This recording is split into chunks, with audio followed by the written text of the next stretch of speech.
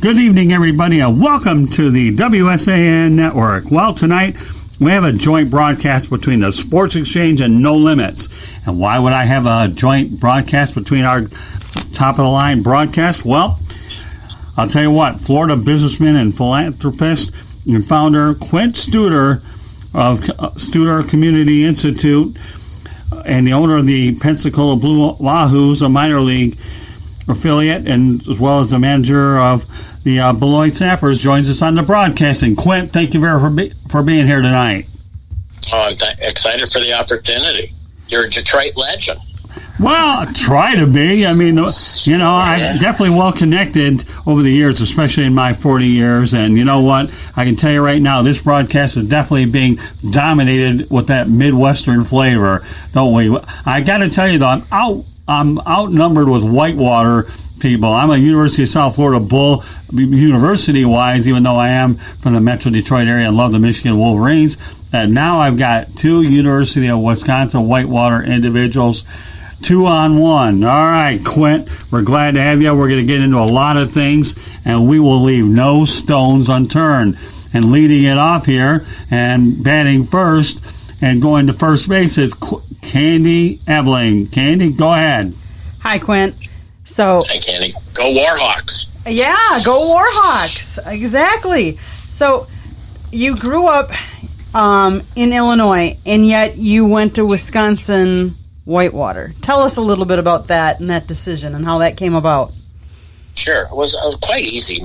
I grew up in LaGrange, Illinois, but my parents owned a small resort and also a cottage in a little place called Turtle Lake, Wisconsin, which is sort of close to Delavan and Whitewater. And we went there every summer. And so Memorial Day would come, Mom packs kids, you go to the cottage, and then Dad comes on weekends and so on and takes the summer vacation there. And so it was right by Whitewater, and I loved the area. I loved the lakes. And so when it came time to go to college, I wanted to go to Whitewater because I just pictured really, truly being in Wisconsin for a long, long time, which I was. So I went to the University of Wisconsin Whitewater and got my bachelor's there and then stayed in the area, moved to Janesville, Wisconsin, and then got my master's there. And so my wife and I I went to Whitewater in 1969 and ended up moving to Chicago in 1993. So you can see it's in southern Wisconsin a long, long time. And we still have property in Wisconsin. So we have some stores in Janesville. And that's really what led to my investment in Beloit, is I've always been familiar with that area. Nice. So you talk about you left. So when you graduated from Whitewater, you went into a teaching career, correct? Yeah, I taught special education for the school district of Janesville. And then in Wisconsin, there's cooperative educational service agencies. They call them CESA. And they're basically collaboratives between school districts to share services. And I was a special ed teacher with an emphasis on vocational training, job placement. So I worked for something called CESA 17, which is now called CESA 2 in southern Wisconsin, working with 10 school districts in the area of vocational opportunities for students with special needs. And then you changed careers. Yes. I'm a recovering alcoholic, and with that I got to know the treatment world quite well. And I've been sober now since 1982, and so I got to work in the drug and alcohol treatment field for 3 years. And we called on hospitals and businesses. And after doing that for 3 years, I was calling on a hospital in Janesville where I lived. And they said, we really like what you do. Why don't you come over to our marketing department? And I ended up staying there and ended up being senior vice president of that hospital. So I'm one of those miracles. Wow. So a lot of your success, I've been reading up a little bit on you, and a lot of your success is tied to providing satisfaction. And with early successes coming from improving patient satisfaction through improving conditions for employees, how did you come up with that concept? Well, probably by accident. I was working in after I was in Wisconsin, I took a job as chief operating officer in Chicago. And I found out that the south side of Chicago was a lot different than to southern Wisconsin. We spoke 14 languages in our hospital. We had all sorts of interesting things happening. and our patient satisfaction was very low. And, I talked to doctors about putting their patients in our hospital, and they would say to me, no, they're just not happy. So I went to my boss, and I said, we need to improve patient satisfaction. And I thought he was going to point to the chief nurse officer, and he said, okay, well, why don't you go do something about it? So one thing I learned when you're a special ed teacher, the first thing you do is you diagnose the situation. So I actually went to South Bend, where the company called Press Ganey, who measured most of patient satisfaction in the country, and I went and figured out how did it work and so on. And then I went to Midway Airport, because a company called Southwest Airlines had just moved there, and they had great customer service. And I asked them, how do you fix patients or customer service? And they looked at me and they said, well, you first start making the employees happy. So I really just took a lot of things from Southwest Airlines over the years, from the Freibergs who wrote the book Nuts, and just basically kept saying, okay, and it sounded crazy, but I went up to employees and said, how do I make this a better place for you to work? And they were nice enough to tell me. And we did that and ended up being the number one hospital in the country in patient satisfaction, which led me then to get recruited to Pensacola, Florida in 1996 to, again, they hired me because of my reputation in patient satisfaction. Nice. So over the years, you've experienced what many would call the American dream. You started in teaching, you changed careers, you improved healthcare in the locations you worked, and now you've developed and sold a multi-million-dollar enterprise with many diverse companies, including real estate, restaurants, and the Studer Community Institute, which focuses on improving the community's quality of life. What are you most proud of? I think I'm most proud of helping people with drug and alcohol addictions. It's not a paid job, but I think that's really the only way you keep your sobriety is to give it away. In fact, a year ago today, one of my very good friends in recovery passed away from cancer, and he was just a great man. He died at 54, and they just put his gravestone up after a year or so. And I remember his wife, when he was dying, said to me, she asked him one day, if you ever start drinking again, what should I do? And he said, call Quint. And I thought, that's pretty neat. So I think what I feel best about is that I can have helped, or at least tried to help, many, many people that are struggling with addiction. That's very admirable. That's very, very good. Thank you. So what are you most involved in now? I think I'm most involved in a lot of crazy things when you're here in Pensacola, Florida. I think a number of things. I think what happened was when I was traveling the country, I ran into Jim Clifton. Jim Clifton is the president chairman of the Gallup Corporation, and he was looking at, Gallup is a great organization that not only measures but studies the measurement. And he called me one day out of the blue because he said, we noticed that hospitals that your company work with outperform those that your company doesn't work with. We'd like to know your methodology and your tools and your techniques, because we're curious about what you're doing to make these improvements in healthcare. So I met with him in Washington, D.C., and just as we were talking, he was excited because they had just done the largest study ever, and it's called Soul of the City. And it was, why do some cities do better than others? And it wasn't because of location. It was various factors. So he shared that with me. It's called Soul of the City, and it's like a light bulb went off. All of a sudden, I started noticing things about cities when I traveled, that some really were great, some weren't. Some were growing, some were shrinking. Some kept their talent home, some lost their talent. So when I came back to Pensacola in 2005, I got very involved in trying to make our community better. And I did that, and then about 2 years ago, I write books. A publicist said, you should write a book on what you do in community. So I wrote a book called Building a Vibrant Community.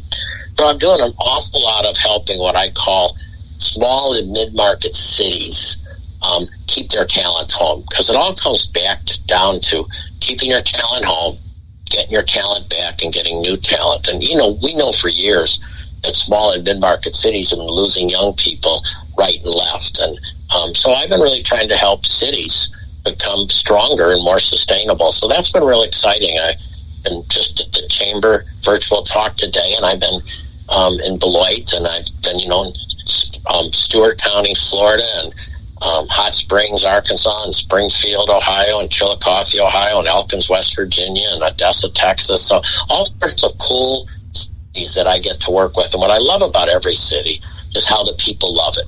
They just love their city. And it's so passionate to hear people talk about loving their city. Today in Beloit, they gave an award to someone who's got terminal liver cancer, and he talked about even though he's got liver cancer, every day he's still trying to make Beloit a great city. So I find these people extremely inspirational. Nice. So I know you have the Community Institute. What is your vision for how it can impact Pensacola? Well, first of all, we want to get every child ready for kindergarten. We do it a dashboard. And in my book, Building a Vibrant Community, John List, the chairman of the economics department of the University of Chicago, and a future Nobel Prize winner, wrote that you can tell the long-term economic health of a city on are kids ready for kindergarten. And in the United States of America, sadly, many kids are not ready for kindergarten. And if a child is not ready for kindergarten, the chance of them graduating is more difficult. If a girl doesn't graduate from kindergarten, there's a 70% chance she'll have a baby by the time she's 18. 60% of the boys who don't graduate will end up in jail at one time. And we blame the public school system. We beat up on teachers when in reality, if a kid's not ready for kindergarten, that teacher has a big push ahead of them. So the thing I'm working on right off the bat, and we're doing some really unbelievable things here. We're working with the University of Chicago that every child that's born, the mom gets a tutorial on how to build the child's brain. And it's amazing. We've done now this for 3 years. We've done 11,000 moms. We now have peer-reviewed research to show we're turning the dial. We're also working with Harvard. So when a mom has a baby, she signs up right away, and for the next 3 years, throughout the week, she'll be getting little texts telling her how to build her baby's brain, because 85% of the brain is developed by age 3. So we have 4 circles. That's one circle. The next circle is small business development, which is a lot of skill building and training. The third circle is building great downtowns. And the fourth circle is really raising the civic IQ. We're really bringing in experts, either virtually or in person, to help the community truly understand how to make a great community. So that's what the Institute does, and I'm very, very excited about our work. So you've written numerous books. Which was your favorite to write? Well, interesting. Last year I met John Maxwell, because he named me a transformational leader. And somebody asked John Maxwell, what's your favorite book? And John Maxwell said, my latest. And I thought, that's not me. My favorite book is my first book, called Hardwiring Excellence, because I think it's just really it's 1.6 million people have read it, so it's done quite well. But I think my favorite book right now, John Maxwell's, the last book I wrote, which was Busy Leader Handbook, because I think the toughest job is middle management. And top leaders go out for training, they get all these degrees, yet the people that do the heavy lifting in every company is the middle manager. And sometimes they don't get the training. They can't get the training because of the company maybe just isn't able to. And sometimes they need the training just in time when they need to hire someone. So I wrote this book called Busy Leader Handbook, which is, I think, 41 best practices for middle managers. So I think that's really my favorite book right now, is my latest one. I think that's a book that I might have to get. I am actually a branch manager at a big financial institution, so I'm thinking that might be one that I should pick up. We'll get it to you. And I know I'm really pleased with it, and it's really neat. I see people posting it on LinkedIn and talking about how much it's helped them, and that's really gratifying, because, you don't write books for money. You really write books because you're trying to make people's lives better.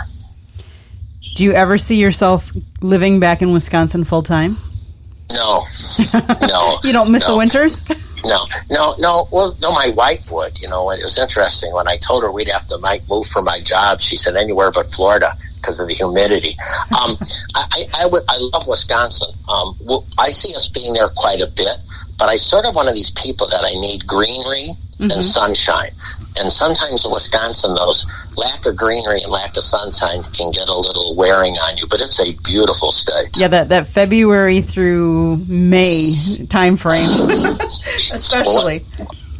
one of my favorite stories is I was talking to a hospital executive years ago, and he knew I had spent time in Wisconsin, so he had a Wisconsin story for me. And he said he was being recruited by a place in Wisconsin, and you can tell that Wisconsin accent right now. And he was very excited about it. And he said it was about June or July, and he went to Wisconsin, and they took him to a beautiful, restaurant overlooking a lake. And he's thinking, this is one beautiful place, and he's getting all pumped. And he wasn't from Wisconsin and never been there, and he's pretty excited about Wisconsin. So he decided to take a walk down by the lake, and all of a sudden it said, ice shanties need to be removed by April. And when he said ice shanties removed by April, maybe I won't come to Wisconsin. Oh, that's funny. That's a good story.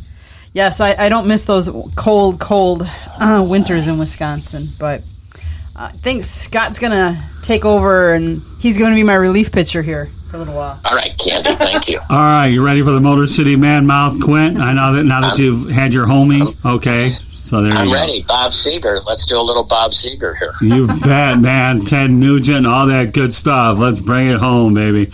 All right, well, I do a little Ernie Harwell, so while we're talking about Ernie Harwell, you grew up with a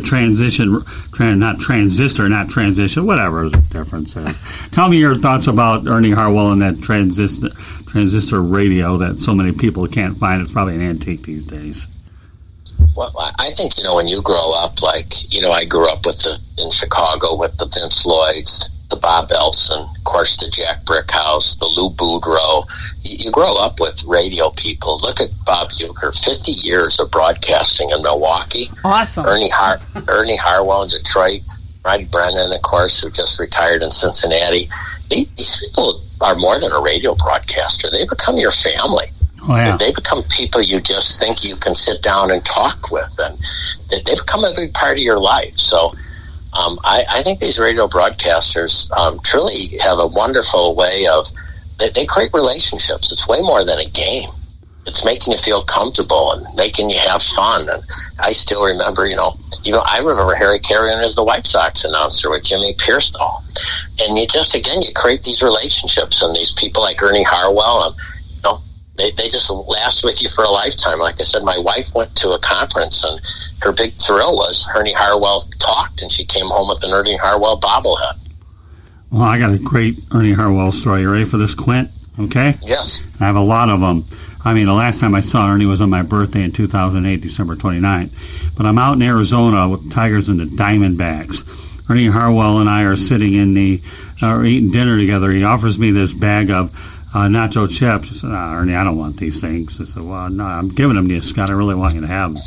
I said, Ernie, the only way these chips would mean anything to me is if you pull out a Sharpie and you sign them, then I will be more than happy to take them.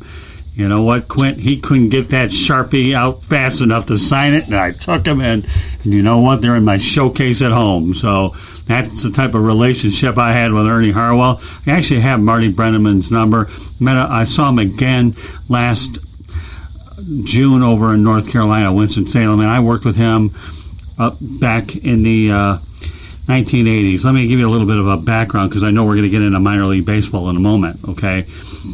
I worked in minor league baseball with the Gastonia Rangers in 1987, a team that had Sammy Sosa, Juan Gonzalez, and a host of like a dozen major leaguers, including managers and coaches, and yet that team lost 90 games.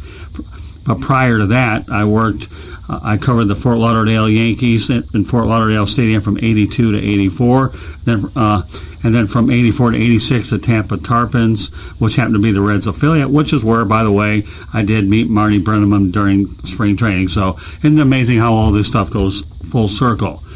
With that said, okay, let's talk about sports for a while, because that is what we're here to do, among other things, okay? You were responsible for Pensacola getting a minor league team. Tell us how you became interested in baseball ownership. I think people even tell me, which I don't remember, they tell me they remember when I was young, I told them I was going to own a baseball team someday. I don't remember that. But my wife and I live in Pensacola, Florida. And all of a sudden I read in the paper one day, the Pensacola News Journal, that Pensacola is getting a minor league team. Now, I thought that's pretty cool because I didn't grow up in minor league baseball. I grew up in Major League Baseball. But, of course, I've seen Bull Durham and some of those and thought, well, that's a pretty neat deal, minor league baseball. Not realizing there was independent baseball and there's affiliated. And there's strong independent teams and leagues and very weak independent leagues. So they were playing at a 300-seat Pensacola State College. My wife and I went in July. I had a little time off. I saw the Pensacola Pelicans play the Selma Cloverleafs, and it was a great night. It reminded me of Life magazine pictorial, players making these great plays, and it felt so neat, like Americana. And the next day in the paper, it said the team's for sale. Or the team was sold, and I looked and said, well, God, that guy was sitting in front of us. I said, I wish I would have known that. Well, then the next day it said the sale falls through. So I was silly enough to call up and find out how do you buy one of these teams, and to show you how strong the league was, they said, if you take over the debt, you can have this team. And I ended up with a small independent team in a 4-team league that was financially in trouble. But once you get into something, you try to make it work. So eventually I bought myself into the Central League, which was a stronger league, and then eventually got very lucky. Sort of that league and another league when they merged, and they become the American Association, which is such great franchises like the St. Paul Saints and the Lincoln Salt Dogs and that. And so that's how I got into it. I kept going and going and going, and then we built a stadium downtown, thinking it was for an independent team. And somebody said, well, why don't we try to get an affiliate team? And I said, well, I don't think we can because Mobile owns the rights to Pensacola. I went and visited Mobile, and they said, well, we don't get many people from Pensacola here anyway. So I bought the rights to Pensacola, but I didn't mean anything unless I could buy a team. So then I ended up buying a team in Carolina, moving them down here, and it's a little complicated transaction. So something we thought would never happened, ended up getting a AA baseball team in Pensacola, Florida. So it's been a real exciting and a real grateful journey. But I enjoyed my time in independent baseball, and I'm enjoying my time in affiliated baseball.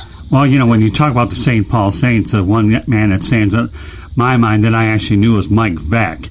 I'm sure that's a name that's all too familiar for you, isn't it? Well, Mike, we used to have, one of the nice about independent league, your owners are all so helpful because we know we're depending on every team making it. When affiliated baseball, you're not sitting there worried so much is that team going to make it or not make it. So one thing great about independent baseball, they'd like to meet in Pensacola in the winter meetings, and Mike Beck and Marv Goldklein, a lot of them would all be here. And it was always about how do we make our whole league better. And of course, Mike, many of these independent owners, they're not in it for the money. They're certainly in it for their communities. So Mike Beck has done a great work in St. Paul and built a heck of a franchise with a brand new stadium there, which is phenomenal. Yeah, well, it's amazing, too. Many years ago, I believe it was in 1988 or 89, I went out to a baseball seminar out in El Paso, Texas. I don't know if you've ever heard of the name Don Paul or Rick Parr. I'm pretty sure I have, but I've not traced it up. But go right ahead. That's okay. I mean, I learned a lot of different marketing and sales techniques from those guys and how they marketed things.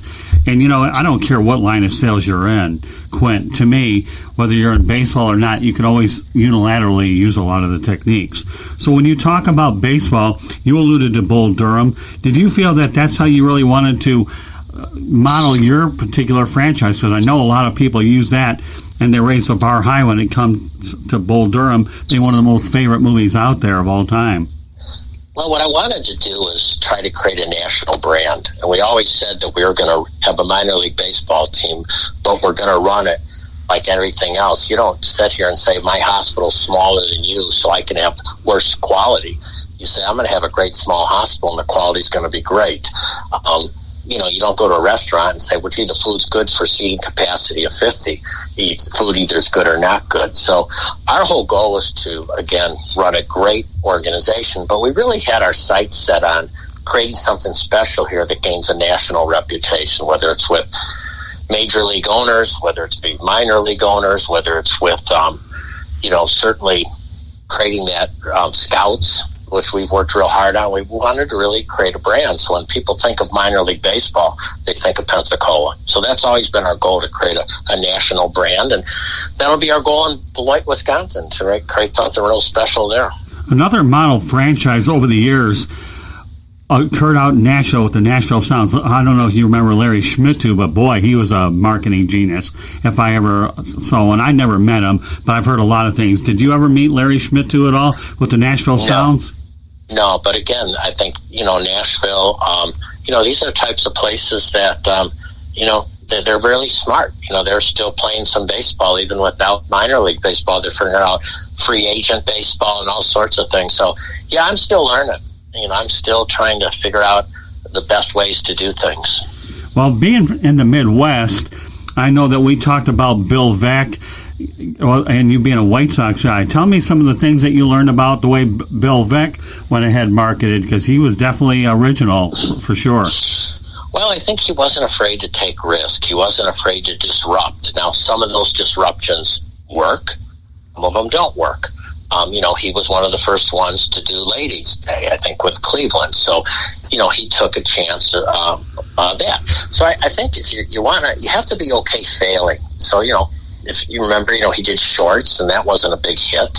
But he also just made it fun, from music with organist. And he just wasn't willing to take risk. And we've tried to do that too, when we announced, when we thought this year, we felt right off the bat we weren't going to play, we put a disc golf course on our field. We've opened up a restaurant on the field.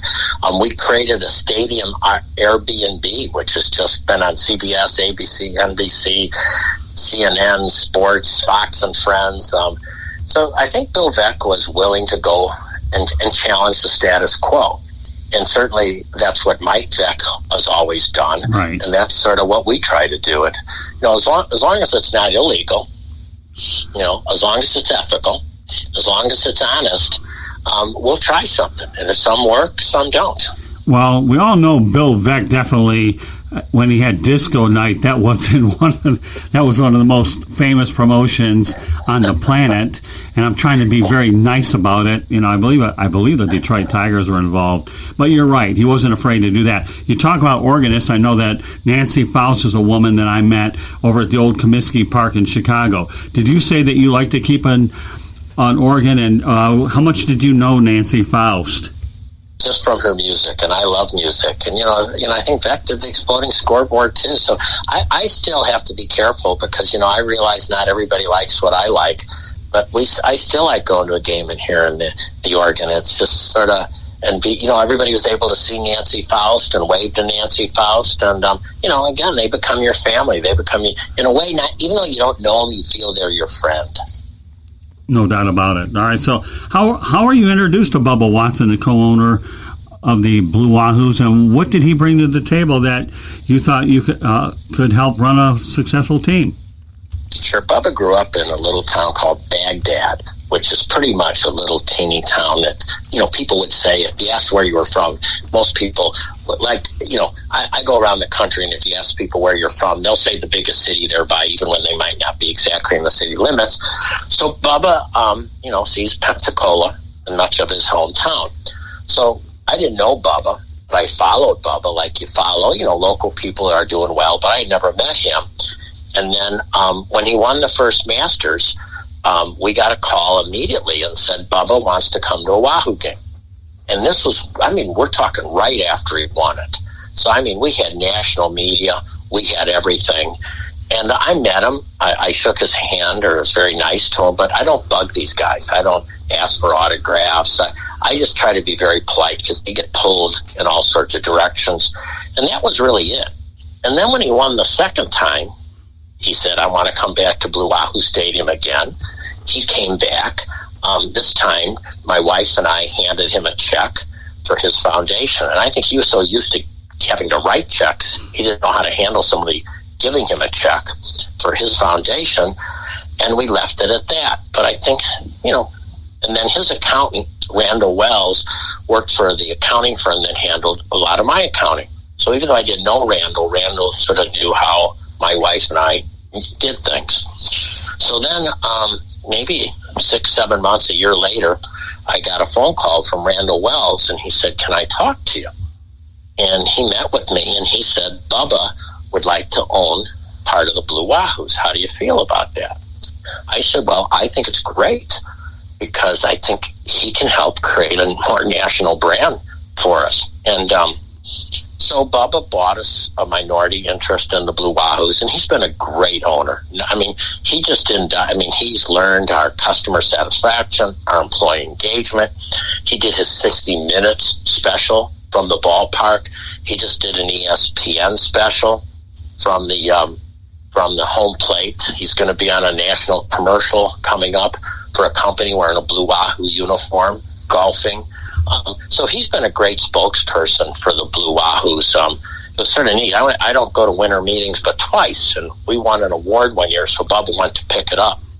We walked into winter meetings. Hal Rendels didn't run up to me and say, "Can I put you on?" They all ran up to Bubba. And Bubba did all these shows, and that's the year we won top AA franchise, and it was the year the Cubs won the World Series. So Bubba was up there to get our award with the Cubs. It was really neat, because everybody that got their award, they were so excited to be sitting up there with two-time Master champion Bubba Watson. So Bubba brings a lot to our community, and the neatest part is when Bubba bought the team, he was living in Orlando, but he started coming over here to games, and he liked it so much that now him and his wife and two children live in Pensacola. He owns a candy store. He owns a driving range, and him and his wife donated over $2 million to the Children's Hospital. So we gained a lot. You know, when you get talent back and you get a Bubba Watson, his wife Angie is spectacular. She's on a number of boards. She does great work in the community. So they were our first family that stayed in our Airbnb to test it out. So I think Bubba's helping us gain that national attention. We also have a football player that owns a piece of the team that you might be aware of, Derek Brooks. As a matter of fact, yeah. Football Hall of Fame. And after Bubba bought a piece, he said, "Well, Bob, can I get a little of it?" So he did. And so we're excited, because he also brings, again, he's, run businesses and understands what we're trying to do in the community, specifically with diversity. So we're very lucky to have partners like Derek Brooks and Bubba Watson. Well, amazingly enough, when you talk about the high-profile individuals owning teams, I know Stephen Ross of the Miami Dolphins likes to bring on minority owners with a flair, but it looks like yours are more involved with them. I don't know what extent some of the Stephen Rosses are. So with that said, okay, following the example you had in healthcare, your team was awarded the Bob Freitas Award as the best overall franchise at the AA level. What difference makers do you think led to this award? I know you alluded to the fact that you got Watson involved, but why don't you elaborate on that? Well, I think when you do anything, it comes down to making sure you have the right employees. And, for example, as you know, with now minor league baseball, almost every minor league team's furloughed a lot of employees. We told our employees from the beginning, even if there's no baseball, you'll all be here till next year.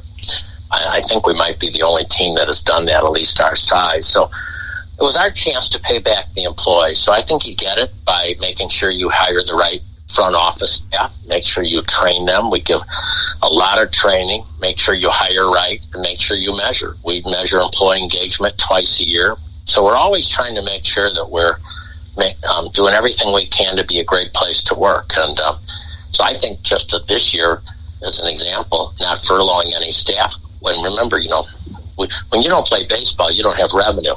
And so our normal revenue is about $8 million. So this year with no baseball, we took an $8 million hit, where most organizations just wouldn't keep the staff, because they couldn't. My wife and I are lucky enough from selling the Studer Group years ago that we decided that we wanted to keep the staff. We either had veteran staff that we felt that we wanted to reward. We had some young people. You don't want young people, this is their first job in baseball, to start off with a layoff. So I think it comes down to having great staff. So tell me, how have you seen the Pensacola Stadium and the team impact itself in the community? When we got into this, we're into measurement. So I would say this: before the stadium, since the stadium, our assessed property value within the certain geography downtown, which is called a CRA, Community Redevelop Agency, has gone up 34%. So that's huge in revenue. Our investments have gone up over 67%. So when we built the stadium and went downtown, we said we would do three things: and build up the population, increase the assessed property value, and then attract more private investment downtown. So it's been a huge win for us. In fact, in 2019, Pensacola was named the strongest town in America by Strong Town Company. Palafox Street, which is the main drag, was named one of the top 10 streets in America. We were named the 17th best place to start a new business. These things didn't exist for Pensacola 10 years ago. Our median income, which used to be always below the average in Florida, is now above the average in Florida. So we've got a ways to go. We've got challenges. But we're real pleased that we can show, in my book, Building a Vibrant Community, I truly show this just isn't anecdotal. Hey, build a stadium, it's nice. And I'm not a big believer that every stadium makes sense. I think it depends truly on the cost of the stadium, who pays for the stadium, and the location of the stadium. But certainly for Pensacola, it's been a big win. And it will be for Beloit, too. So, and we'll get into Beloit in a moment. Would you feel that the Pensacola team is almost like the Panhandle team? Because I don't know what you have in terms of Panama City, Miramar Beach, and some of the neighboring communities, Destin. Because, you had an opportunity, if you market it well enough, because we just drove through the Panhandle, and it was just unbelievable. So now you have a regional state team up in the Panhandle, not counting Tallahassee, of course. Yeah, we're pretty lucky in the fact that, we really don't have a Division I college here. We have a really successful Division II college, University of West Florida, and they play at the stadium. And they won the national championship last year. But so we really can be the player, and we're very fortunate. Every one of our games is televised throughout the South. Cox Sports does about half of them, and they go to 11 southern states. And then Blab TV does the other half, and they go through what you just said, the Panhandle. So we sort of have a major league footprint. We're just a minor league team, because when you look around here, Montgomery is a minor league team, but that's a pretty good jaunt. Jacksonville's a minor league team. That's a pretty good jaunt. The closest major league team is Atlanta. So I think you're right. We're very fortunate to have a real fertile market for us. Well, okay, well, now you were talking about Beloit, so let's go right ahead to it, Quint. Last fall it was announced that you were going to purchase Beloit Snappers. What led you to the decision to purchase a second team? Well, it's interesting because I don't want to be somebody that owns these multiple teams, because I'm a real believer that you got to keep your eyes on things. And I'm not in it to flip it, or, a lot of times they buy a team because they can flip it or move it, and that's not my plan. I got a call from Pat O'Connor, who's the president of minor league baseball, probably 4 years ago. And Beloit's always had a community not-for-profit group who's overseen the team. And it's wonderful. They worked so hard for so many years to keep Beloit stable.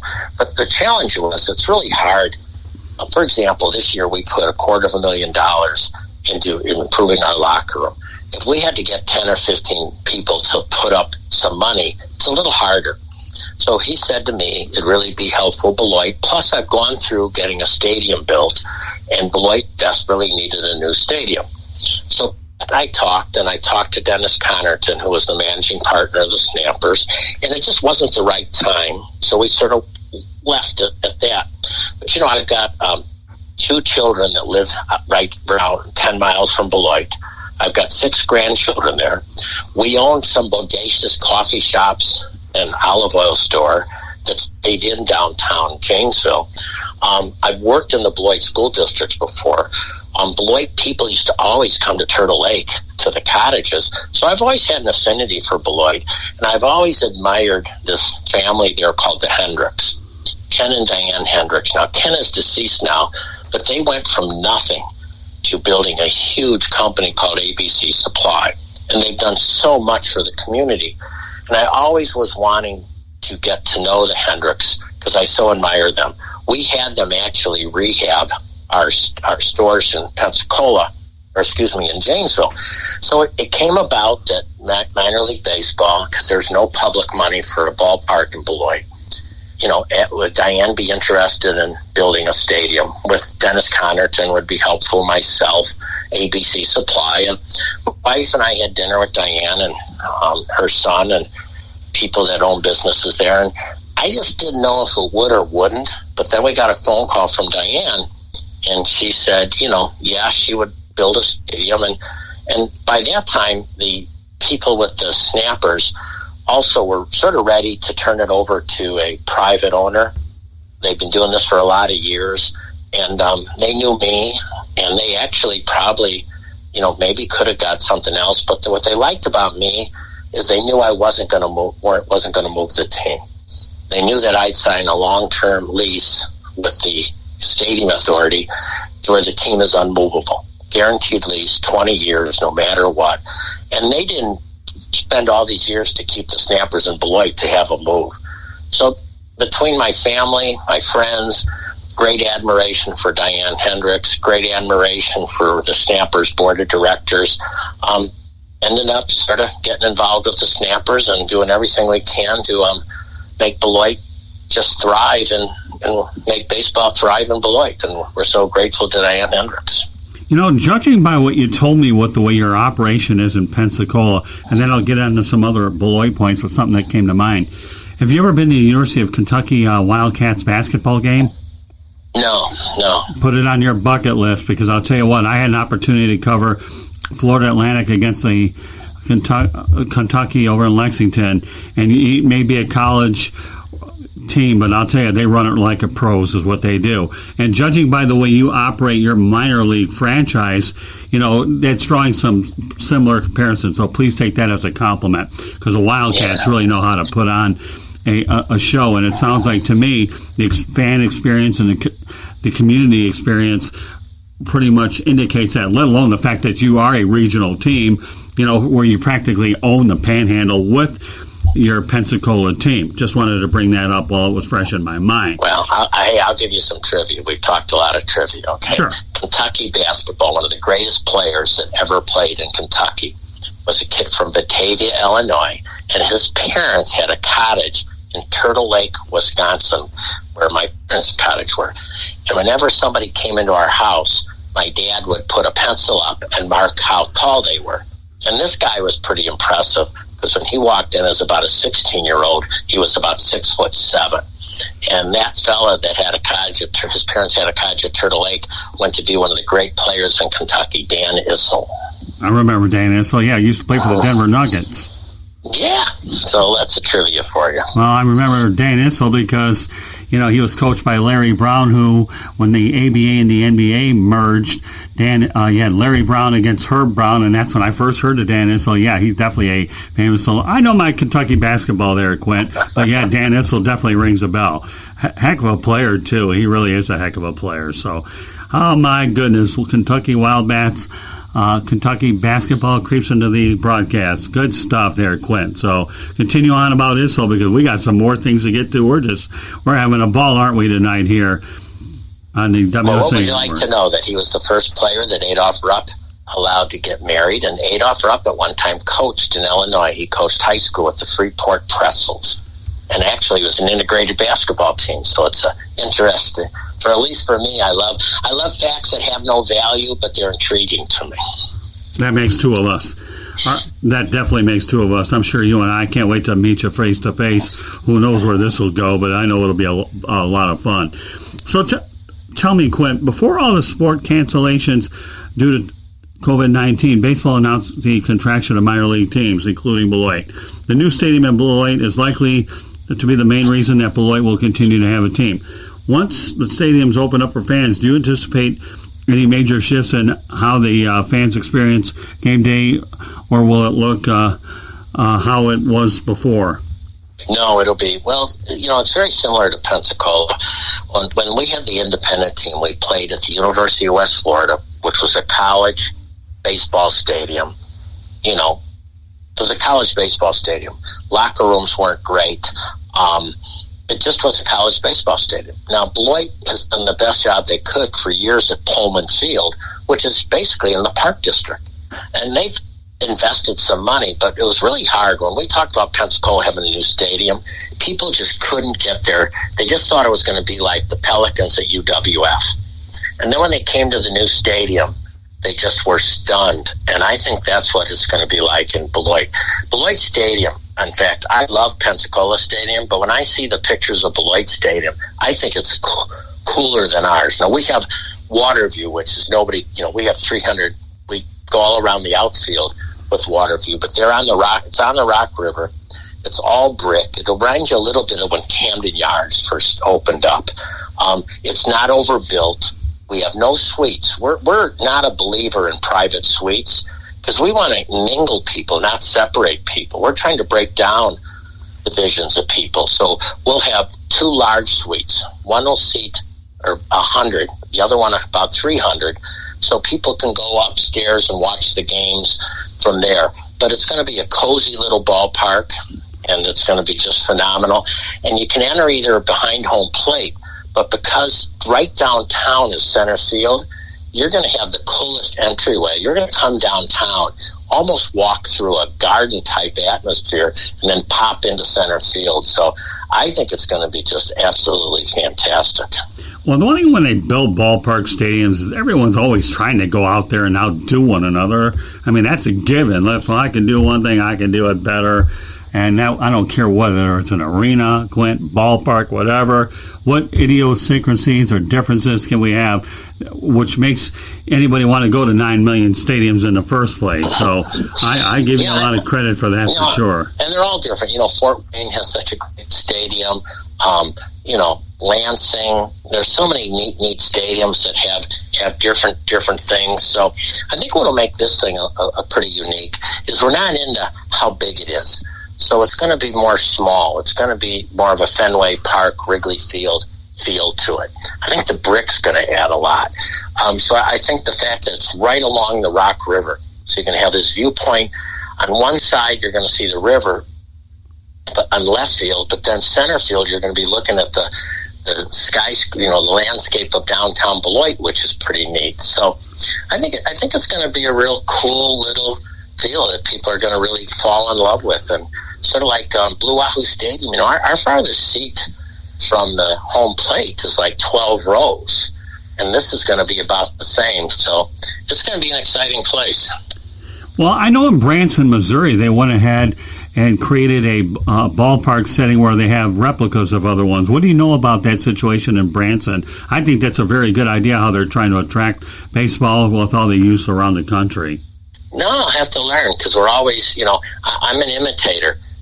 Most of what we do here is not original. We just find it and maybe tweak it, but we're imitators. So I'm looking forward to learning more as we get into this. We've picked a great architectural firm that also did the South Bend renovation. So we're pretty excited. And we're also, I know I flew over it, but we don't like suites. We don't like privacy. Right. We don't like the fancy stuff. We like to commingle. So I think what really played off well here, we have something called the Hancock Whitney Bank Club, and it seats about 180, and it's open air.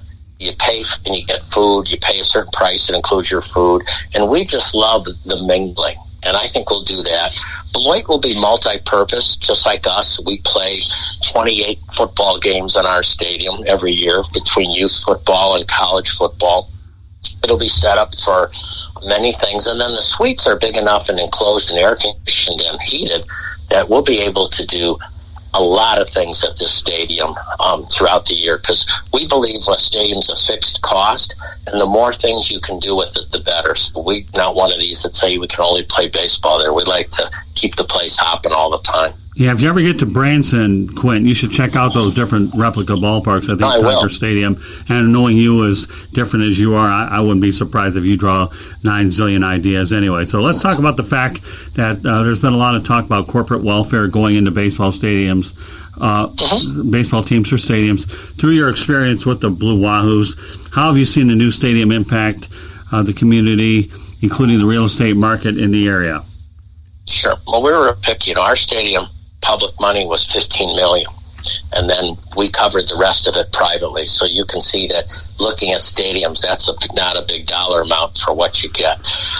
We looked at metrics all the time. When we bonded the stadium, the city bonded the stadium, we told them that what we would end up doing is improve within the CRA, Community Redevelopment Act. We would end up raising assessed property value, not because you raise taxes, because you can't in Florida, you're limited, but it's by either new construction or renovated construction. And since the stadium went up, our assessed property value has gone up 35%, which is significant. And our private investment has gone up 67%. And that doesn't count at all 2 new projects that will be coming on over the next couple of years. So from a financial viewpoint, it's been a real positive thing for us because we're as skeptical as anyone else. We're taxpayers. We don't want to throw money at things or just do it because you do it. So that's why I'm so excited about Beloit, which is no public funding. It's completely private stadium. So and I think that's pretty exciting. Well, so how do you anticipate that the new stadium will impact Beloit now that you brought that up, Quint? Well, I think if you look at Beloit, Diane Hendricks and her group has done a great job. They've got the Y, they've got an entrepreneur center, they've got 2 hotels, they've got a number of restaurants. And again, I wrote a whole book just on this called Building a Vibrant Community. But what you want in a downtown is bookends. And I think they've got one great bookend, but they don't have another bookend.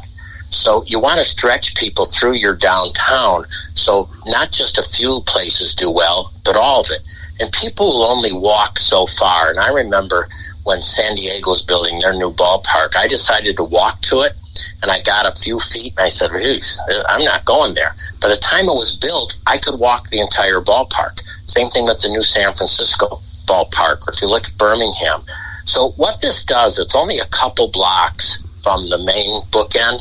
It's going to create a vibrant downtown all the way from one end to the other end. So we're very excited. We think Beloit is already close to the tipping point because they've got great corporate partners like Carey, like ABC Supply. Amazon just put a 1 million square foot logistics center in Beloit. So they've had some great companies. We think it's got some cool stuff downtown. It just hasn't tipped. And we believe that this stadium, and then the development will end up around the stadium, will really tip it over to make it, that, wow, look at this. So we think it's going to create that other bookend that is vital. Well, amazingly enough, I think we both can appreciate this. I was brought up with multi-purpose stadiums. I remember when baseball stadiums also served as football stadiums, and you used to get an awful lot of use out of it. Unfortunately, we're seeing that go away, where now you have a specialty baseball stadium and a football stadium. But I understand where you're coming from, that in both of your respective communities, you're looking to put as many activities as you can in order to make sure that you're able to use the facility 200-300 times a year, depending on what part of the whether you're up north or whether you're down south, and I can completely appreciate that. So when you look at the fact that you had multi-purpose stadiums in the past versus now that you have 2 stadiums trying to build a vibrant downtown, compare and contrast what the 2 ideas are in terms of relative comparison about livening up a community. Well, I think when you look at multi-use stadiums at the major league level, it's pretty hard because for something like football, your people are so far away. Ours have been real neat. In fact, when our stadium turns into football, it got named one of the top 4 football stadiums in Division II football, and because you have that boardwalk there. And I think people today no longer want to walk down and go find food and miss something. I think people don't even want to sit in seats. I believe a third or more of our people are not in seats at any one time. So for us, multi-purpose works, and sometimes you're going to have smaller venues. You're going to have college sports, you're going to have high school sports. But what you really want are for people to enjoy the stadium. We run the largest minority youth football game in the country called the Soul Bowl. And, we're not going to fill it up and have 5,000 people.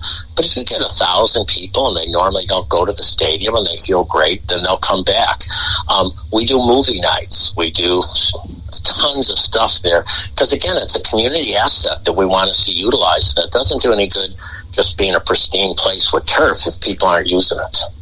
Yeah, good point, because you know what? Stephen Ross of the Miami Dolphins at Hard Rock Stadium is actually using that stadium for movie nights, where you have a lot of drive-in theaters. So that's a very creative concept. I know that you're onto it, but I wouldn't be surprised. I know a couple stadiums that stand out here in southern Florida. You ever been to Roger Dean Stadium in Jupiter, where it's connected to the community? You have a nice downtown connected to it. It's beautiful over there.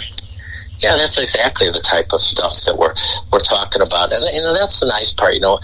People miss main streets today. People miss front porches, and when we built the stadium, same here, and what we want to do in Beloit, we want to make that the back porch or the front porch for a neighborhood. We want to make that concourse main street where people are commingling and seeing each other and so on. So that's people are missing neighborhoods, and they want that. In my book, Building a Vibrant Community, I talk a lot about, people are trying to control their own destinies, and people sort of miss those connections, and even more so now with COVID-19. So when this thing passes through, I think while people are certainly going to be careful, they're also missing those human connections. Yeah, Roger Dean Stadium, to me, almost identifies with where I think you're going in what terms of what your objectives are, for sure. I love going there. I've been there many, many times, covered spring training and minor league games, so I can appreciate where you're coming from. So what advice do you give others who look at your success and seek direction on how to achieve what you have? Because I want to get into your bed and breakfast, but I have a few other points I want to get to first and foremost. Well, I think in my chapter 1 of my book, Busy Leader Handbook, I think I cover it pretty well. And I think, first of all, it's self-awareness. I think anything starts with self-awareness. If you follow sports, they use video, they use scouting reports, but as a human being, we've got to figure out, how can we be more self-aware of ourselves? I do still a lot of leadership training, and I just did a whole session on, here are some tools to get a look at you. Where's your Johari window? Where's your blind spot? What can you do? I asked venture capitalists years ago, Harry Gruner, managing partner at JMI, which is a very successful venture capital growth company. I said, before you invest heavily in a company, what's the things you're looking for? And I thought he'd tell me runway, price points. And he said, we look for how self-aware is the founder and how coachable are they?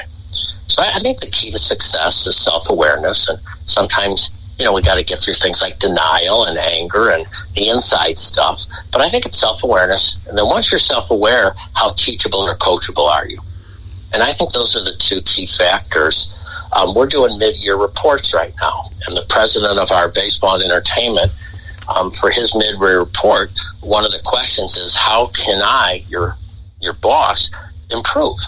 And he said, well, sometimes you get out ahead of me, and I'm on the same page, but sometimes it makes it difficult because you're out ahead of me and I can't bring the staff along. Well, I called him up and said, thank you so much. That's really helpful. I apologize and I'll be better. So you also need to create a culture where not only that people aren't afraid to give you feedback, and then when you get it, you accept it. So I think self-awareness and then being able to be coachable. I think those are the two attributes that really gear towards success. Well, that leads me to my next point. Let's talk about some of the things that are going on right now. The 2020 minor league baseball season has just been canceled. The first time I know that minor league baseball has been around since, I believe, 1901. So what are your thoughts about the fact that you've got something going good, not only in Beloit, but definitely Pensacola, about what just took place? And we already talked about the contraction of teams to begin with. Well, I think it was a smart move. I mean, when you really look at it, it starts off with how much do you value safety in human life? And if you look at, to me, how difficult it's been for Major League Baseball, how are they going to keep their players safe? And I always figure, well, look at minor league baseball. Let's just walk through it. We usually have a lot more than 25 players because you have guys coming, guys going, guys in rehab. So we probably have about 30 players in our locker room. We have coaches and all these people. So you got a pretty crowded locker room. It's not like a major league locker room. On a bus, it's pretty crowded on a bus. So all of a sudden, are you going to have to take 3 buses instead of 1 bus? So it's pretty crowded on buses for safety. Then you look at hotels. When we go to hotels, it's 2 to a room. All of a sudden, with COVID-19, are they going to be able to separate minor league ball players? And then you talk about host families. We're very, very dependent on our players finding host families. Well, if you're a host family today, how comfortable are you bringing in young ball players that can be coming from all over the world into your house as a host family? And then you talk about, if fans, without fans, I would have played without fans, even though you lost money, it would have still been okay. But I just couldn't foresee how they could keep the players to the safety precautions they want to. So, we very early on thought it was going to be a stretch. And that's why we literally restructured our company. And we said we're no longer a baseball organization for a while. We're an event company. We actually restructured the whole company to look more like an event company than a baseball company. So I think it makes a lot of sense. It's sad. It's hard. But, Major League Baseball is working really hard to play 60 games. I just don't see how they could manage the whole minor league system, too. Yeah, that makes sense. Well, taking outside the box, you've definitely done that because you've impressed me quite a bit, knowing that you've listed your stadium as an air bed and breakfast for guest to rent. Now the zillion-dollar question is, how did you pull this off, and do you think that other organizations would be able to pull off anything? I know that you're doing it, and you're getting national attention for it. Oh, I hope so, because, one of the neat things is we're all in this together. We're not competing with other minor league teams. People aren't sitting here going, oh, should I go to a game in Jacksonville or Pensacola? You always want everyone to do well. And, we all take ideas from other minor league teams, whether it's, hey, Park in the Park worked for you, maybe we'll try it, things like that. And so what happened for us is we were sitting around the kitchen, my wife and I and our daughter, Mallory, and Mallory has a little Airbnb behind her house. And at night, she said, why don't you make the stadium an Airbnb? So all of a sudden, my wife and I both said, that's a cool idea. Do you think we could? Well, she got on Airbnb and started checking things out. We just built this great new locker room. So it's really cool. We looked where we could put 10 beds quite easily. And within about 48 hours, we had gotten insurance for it, and we decided to go for it. My wife, who's real particular on how to make a bed, actually did a making bed video for all our staff on how to make beds. And like I say, it just exploded. I don't want to ever give a number that's not right, but it was an incredible amount. I think 77,000 hits within the first 2 hours on our website. That just went wild. And of course, then we're on every TV show, every sports show. We have people from Germany, Japan, all over the country coming. And the neat thing now is Airbnb actually has a whole venue called Stadium Airbnbs, and I think there's 5 or 6 other minor league teams that are doing it. And the people love it. They send pictures. We've had some great stories. We're a military town. We had 10 active military people because you can fit 10 in the locker room. Come there, they check in at 3. They played on the field till 11 at night.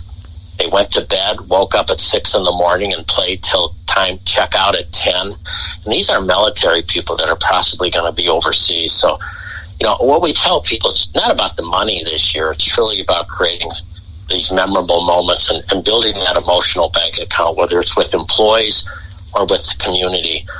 That's what our goal is this year. Now, you told me that you charge $1,500 per night for up to 10 people. So what do you get for that? Pardon? What do you get for that $1,500 for up to 10 people? Sure. Is there more to it than just a place to stay? Yeah, you get exclusive use of the locker room, which includes indoor batting cages. It includes with a ping pong table, the new lockers, all those things. Then you get use of the field. So you get use of the field, which is pretty cool. So you're out there taking batting practice. You're out there playing pickup games till either 11 or sometimes 12 o'clock at night. And then the next day you wake up and you can keep playing baseball and so on. And then you can, if you want to have breakfast, you can get breakfast served at home plate. You can get uniforms made with the names on the back of them. That's, of course, extra. So, we do surveys after every experience. So we have a 10-point scale, and we ask for, on a 1 through 10, what was your overall experience? We've never had anything less than a 10. This almost has a Field of Dreams twist to it. Yeah, we even let them get vials of dirt. When my wife and I went to Dyersville, you take a little thing and it says Field of Dreams and you fill it up with dirt. So you can even take dirt home from Blue Wahoo Stadium in a little vial. So we try to really make it a memory. And so, again, we've had people from all over the United States stepping in. They drive in with their families and they stay. We had one family actually go for 2 nights. Let's go back to the Blue Wahoos, Quint. You say you get about 300,000 fans for 68 games, obviously, during a 70-game schedule, 2,000 season tickets with a stadium that holds like 5,038. Tell me, break down the numbers a little bit more. I know that you're more into intimate stadiums. Nobody wants to be bothered with a tarp, that old, nice, intimate ballpark feeling. So why don't you paint the picture of what it's like to actually watch a game in your environment? Sure. Well, the way our stadium is built, you walk in, and you walk up a flight of stairs, and then, so you walk up 2 flights of stairs, unless, of course, it's ADA, you take the elevator. And what's really neat is we believe in early brain development. So when you walk up the stairs, you not only walk upstairs, you walk up stairs that are color-coded, and you walk up stairs that are numbered, because we're always trying to teach kids the whole time. And then what really blows people away is they don't know what to expect. And when they get to the top of the stairs, they stand there, and they see a view from left field all the way over as far as they can see to right field of Escambia Bay. So it's total water.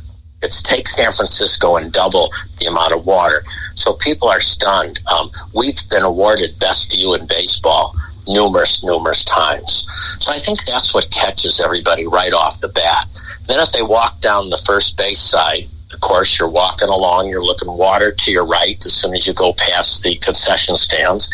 You go all the way to the corner and all the way over, then you're looking at water the entire time. So I think that's what just knocks people's socks off. In fact, when we have radio and TV people from other cities, they take a lot, throughout the game they're talking about the view. So you have sailboats going by, you have various boats going by. So it's really a magical view that you just can't replicate.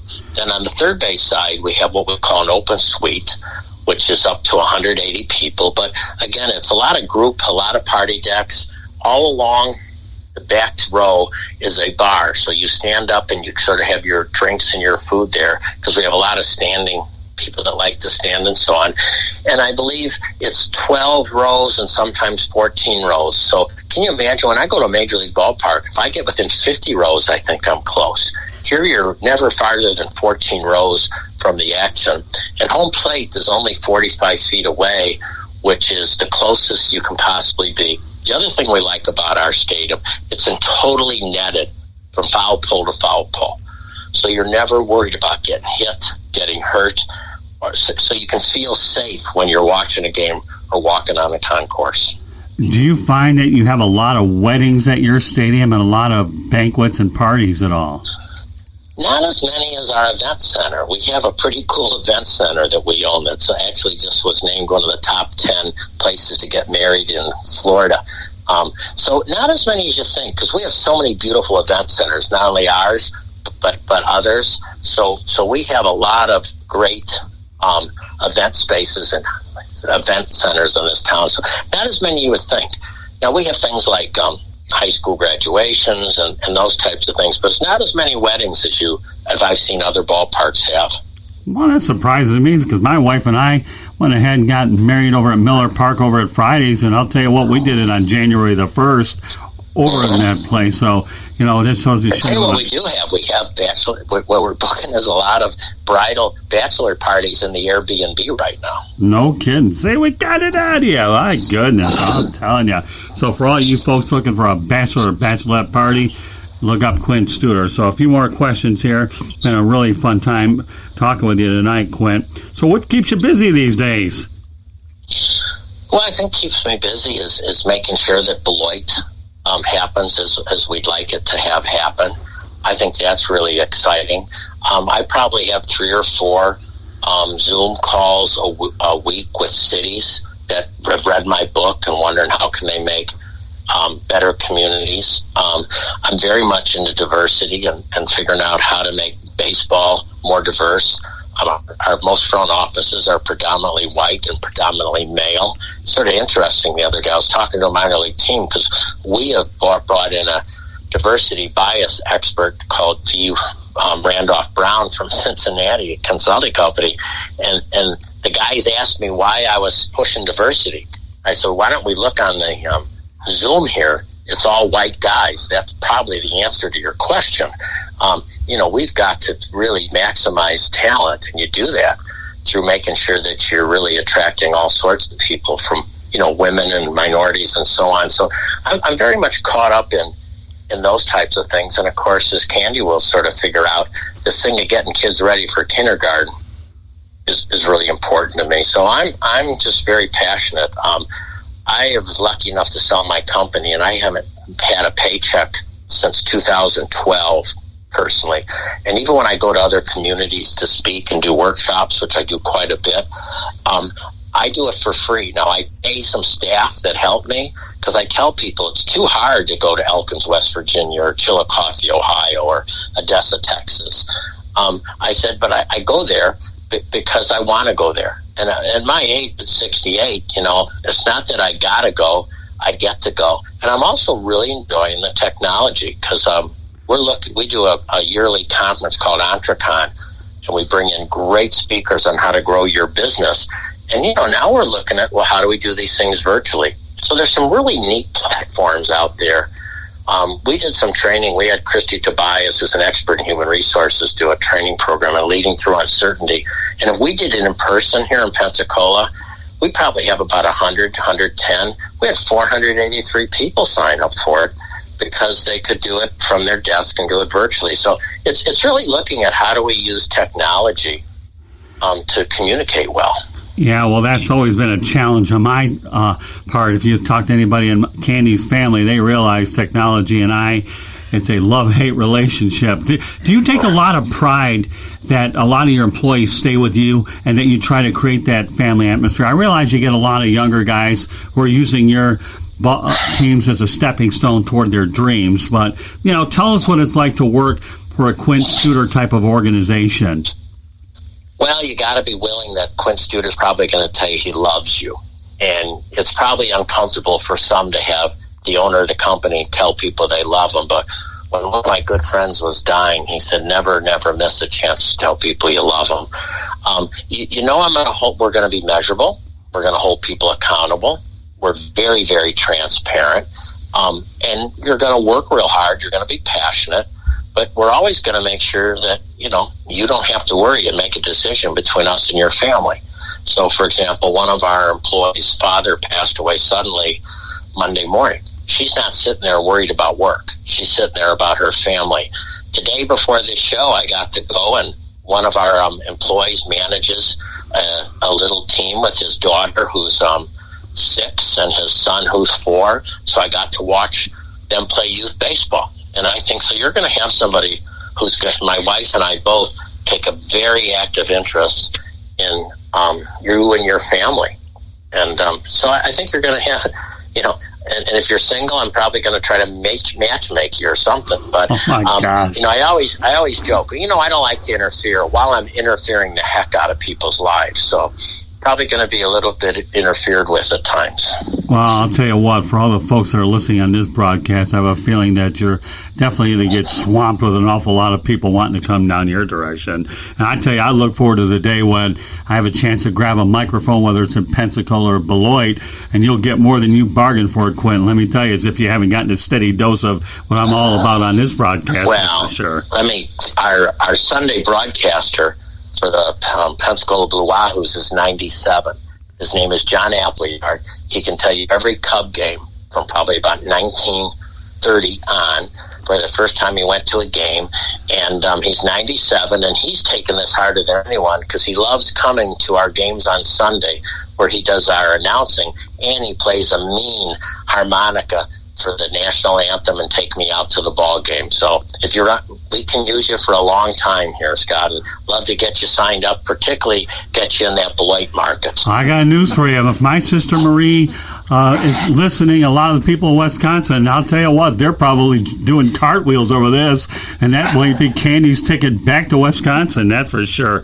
Well, no, I mean, and I'm looking forward to doing a lot of other projects beyond tonight, Quint, with you for sure. So tell me, what are your two of your final thoughts about what you can share with people listening to this show that they can learn from you and your experiences that can lead them to greater success in life? I'm sure for a lot of these folks that are out there, they're going to have to listen to this broadcast multiple times because what you're giving them right now is a steady dose of unbelievable stuff. Well, I think I'm very transparent. I think my email is Quint, Quint, at QuintStuder, QuintStuder.com. My cell phone number is 850-232-4648. And sometimes people say, why do you give your cell phone number? I said, my God, I put it on the scoreboard every game. Oh, my God. Every game in the Blue Wahoo Stadium, about the third inning, my name and phone number goes up on the scoreboard, and we tell people, do not leave if you're unhappy. Call me, text me. We're going to fix, because we want you to leave here feeling good. So I did that in healthcare. Every patient got my home phone number, my cell number, if they needed anything. So encourage people to call or write. And, I pray every morning that I can be useful. Well, I tell people I'm happiest when I'm useful. So I hope people will call and will contact me, because it's a benefit to me more than it is to them. I got to tell you, some of the passions that I have in life, and I'm glad we're able to open up, is not only do I love broadcasting and the microphone that you figured it out, but one of the things I really want to do down the road is I do want to write a book or two. But more importantly, Quint, for me, public speaking is my ultimate dream. It really is. And if there's any way that I can pick your brain about how to get me a few more of those acts, I got news for you. I'll have your cell phone number stored right in there and speed dial, my friend. I'd love to be helpful. Oh, I'm telling you, because I feel like I may feel like I'm reborn at the age of 57. Don't tell that to my doctor. That Candy will tell you that I'm like, you know what, Quint? If you're familiar with that thing called Timex, okay, where they take a licking and keep on ticking, I'm like a Timex, but I take a licking but keep on talking. So there's a little something for you to go out there and let people know about how I operate while I'm tight. So, I mean, this has just been a memorable night for me to have the opportunity to be able to bring on the broadcast. And again, this broadcast will be heard not only on the Sports Exchange, but it's also being heard on No Limits. So you get two for the price of one, Mr. Studer. Candy, anything you want to add to Quint? Well, I think you're a lucky guy, married to Candy, a UW Whitewater alumni, and I think you're one fortunate guy. And what they call it in Wisconsin, you probably overthrew your coverage. Well, if it isn't the first time I haven't done it, it's the other. I'm not really worried about it. Let me tell you one thing, Quint. I kid you not. My family loves Candy. I love her, but my goodness, they think she's a god in this family. I'm telling you. Well, thank you. And listen, I love you both, and I hope we can continue to build this relationship. Well, I don't hope. I expect us to continue building this relationship, Quint. So, no, it's been a privilege to have you on the broadcast. Candy, what else do you want to add? Quint, it's been a pleasure. I really have enjoyed talking to you and learning all about minor league baseball to, everything that you've done in your life. And I look forward to reading more of your books.